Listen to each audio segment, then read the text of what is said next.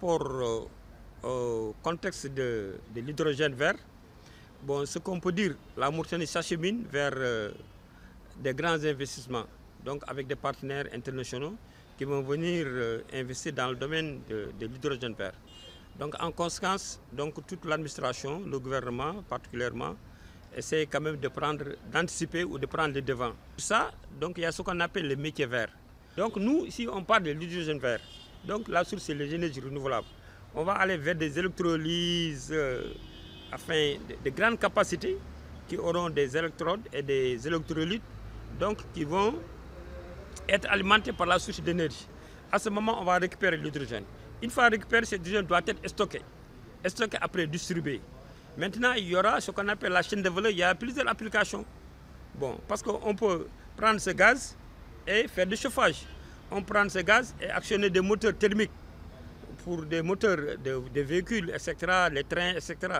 On peut prendre la pile même elle-même, qui est déjà un réservoir d'énergie, et récupérer l'électricité pour en faire n'importe quoi dans l'électrification rurale, même quand dans l'électricité urbaine. Donc dans le principe, c'est ça le schéma traditionnel de l'hydrogène vert. Mais maintenant, de quoi s'agit-il? Donc en ce sens, il faudra, nous on est en train de préparer ce qu'on appelle les métiers de l'hydrogène vert. Donc il faut former des jeunes qui seront habilités à travailler dans ce métier. Donc il faut dès le départ former des gens qui ont au moins une notion ou bien des capacités en termes d'énergie renouvelable. Parce que ça, c'est la source. Après, il y a la partie électrolyse, donc qui est liée à une histoire de chimie, de thermodynamique, etc. Donc, en tout cas, il faut former des jeunes aussi qui seront capables vraiment de pouvoir entretenir un dispositif d'électrolyse, etc.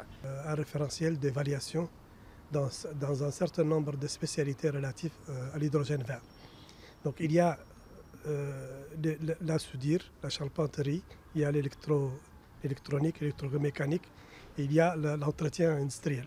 Donc comme 3 blocs qui se scindent en plusieurs spécialités.